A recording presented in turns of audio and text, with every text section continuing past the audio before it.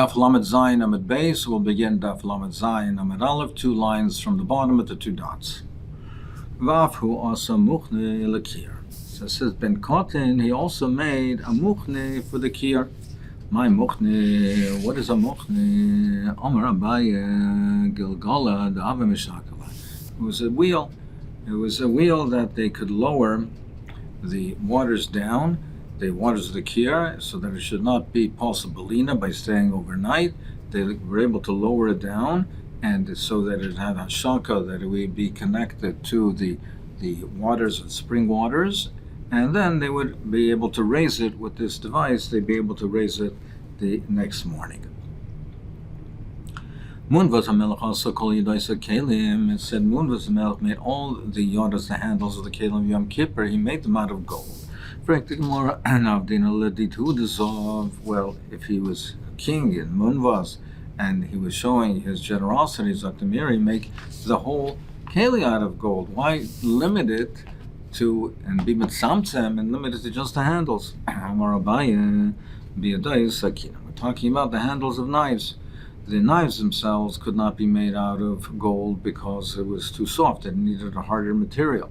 So therefore he only made the handles. Meisel Yasikashi, you're telling me it was only the handles, the handles of sakinim. Meisel Afhu also, it says he made kane kelim v'ugna kelim. He said the kane kelim, the bases of the kelim, and the ugni, the rim or the grips of the kelim, v'yadois kelim, v'yadois sakinim, and the handles of the kelim, and v'yadois sakinim, Shel Yomi Kippurim, Shel Zahav, he made it out of gold. So you see that it's not only knives, it's the other ones as well.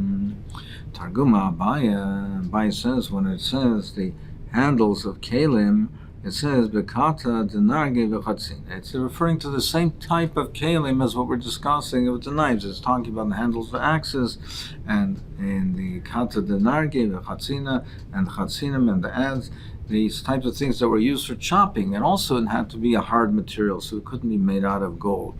So therefore, it was only the handles. That's the type of kalim that we're talking about, not other type of kalim. The types of the Shonim asks, well, that accounts for the yodas of the kalim, and saying that the kalim that we're talking about are kalim also that were used for cutting and chopping, and therefore the blades cannot be out of gold. But how does that account for kane kalim, ugna kalim? Now over there, those are not kalim that are made for cutting and chopping. So why was it only the kanim and the ugnim? Why isn't the hadakash l'duchta? It seems to be the same issue. How do we answer that? So he says that it is not common to have a knife that the knife is gold and the handle is not. The handle is very visible and it's used, and it's something that protrudes. So there's something that if it was gold, the handle would be gold as well.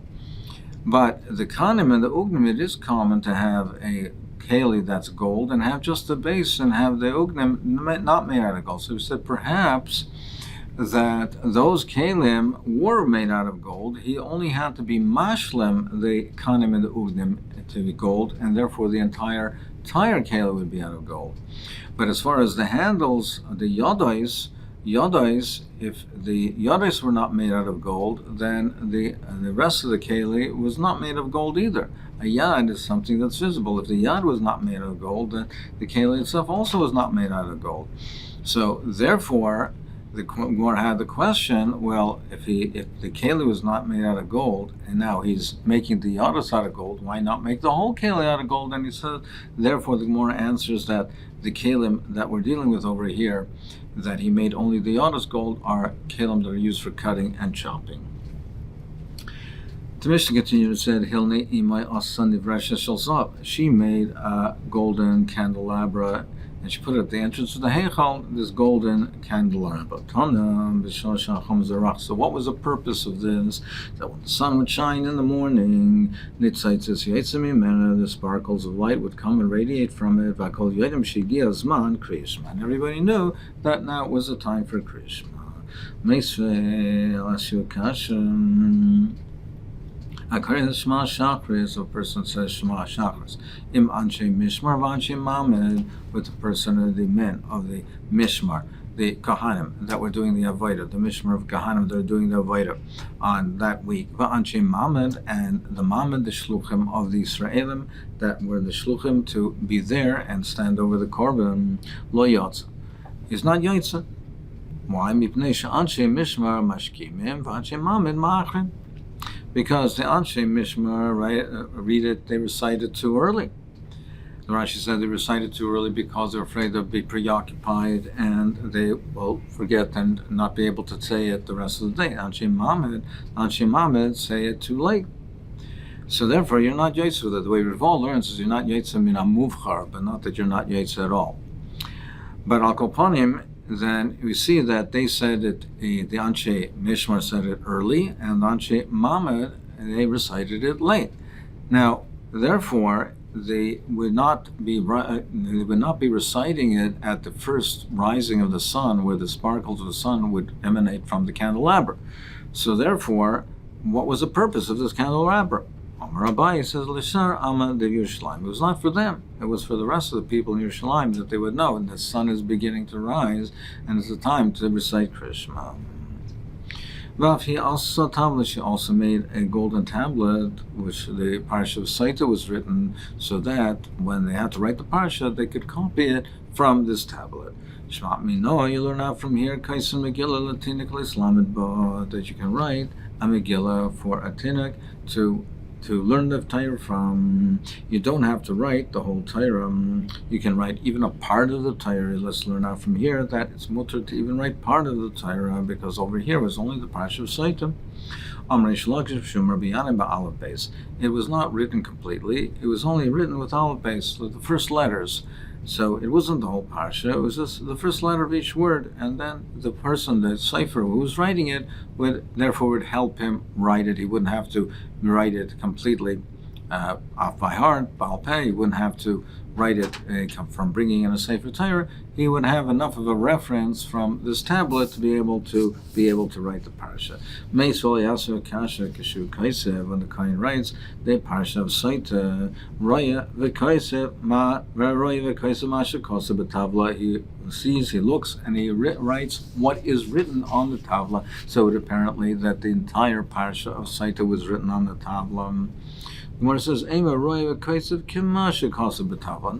it's not like he writes and he copies from what's there. He writes similar to what is written on the Tavla, meaning the Tavla, it's not the complete Parsha that's written, it's only the Aleph base. He writes the similar to what's written over there. He writes the corresponding words. He writes the whole parsha. Meisvil asu akasha kashu kaisev. When the Kohen writes the parsha of Saita, roya v'kaisev masha kosev b'tavla. He looks and sees what's written on the tavla, and he writes it. And umma kosev b'tavla, and what is written on the tavla? It says the pasuk imshach v'yishaisach. It says v'shachav. It says the pasuk imshach v'yishaisach. Im satis, it says, if you satis, if you straight. Im loy satis, if you do not straight. So you see that it was written over there. The more answers, Halsam, what was written over there? B'seirugin. It was alternate words, meaning they would start writing it. The beginning of each pasuk they would start. Im loy, for instance, it began im loy shachav, and then the other words, it was only the aleph base, it would only be the first letters of the other words. Then it would start again the parsha of Atkis Asatis, and then it would be each subsequent word would be only the first letters. Yitin Hashem Isach, and then each subsequent word would be only the first letters. Nikana Nasa Nisim Lal Taisa, Nikana, there was Nisim that happened to the doors that he brought. What were the miracles that happened to the doors that he brought? He brought these doors that they should be, the doors to close, the entrance, the gateway to the Azara. What were the miracles that happened? Amru, he said, he went to bring the doors from Alexander Shal. He went to bring as special high quality doors. He went to bring them from Mitzrayim. They had special craftsmen. Tosei Shalom asks, it's also to return to Mitzrayim. He said that's to live, but to do business or to do for this type of a matter, to buy things, it's not awesome. It's mutter. So he went to Mitzrayim to buy these doors. On his return, there was a storm and it threatened to drown him. So the sailors took one of the doors, they threw it into the sea. But it did not, the sea did not subside. It was still stormy and it still endangered them. So they wanted to throw the other door. But Nicanor stood up and he hugged the door, and he said to them, throw me with it. Immediately the sea subsided, calmed down. Nicanor had tsar on the other door that they threw overboard, and he had tsar because he could have saved it. But when they got to the port of Akko in Eretz Yisrael, so the door was poking out from under the walls of the ship. So that's one version of the Ma'aseh. Another version is that a creature in the sea swallowed it up when they threw out the door overboard, rather. And when they came to Akko, it spit it up onto the dry land. Amar Shlomo, on referring to this, Shlomo Melech said, Kairas Bateno Arazim Raitan Baraisim. He said, the beams of our house are cedar, the doors are cypress, Baraisim. Al Tekru Baraisim, Ella Brios Yam. And Brios Yam, a creature of the sea, in reference to this Maisa. So there was this nace that happened there. Laficha Kol Esharim Shayu B'Mikdash, therefore all the gates that were the base of Mikdash, Nistanu Yashel Zav. They took them and made them out of gold. But Chutz Mishan Nicanor, except they left the gates of Nicanor, the Shan Nicanor, they left it and they didn't make out of gold. Because of the Nisim, they left it in its original state. Some say some say because the copper was made out of copper and it shone so brightly and brilliantly, therefore there was no need to replace it with gold. It had the appearance of gold. Rabbi Elazar ben Yaakov, it was Necheshes Kleinisa, refined Necheshes copper, and it shone like gold. It shone like gold. Yerushalmi says it shone more brightly than gold. So that's why they left these doors, and either on account of the nace or on account of the high quality of the doors.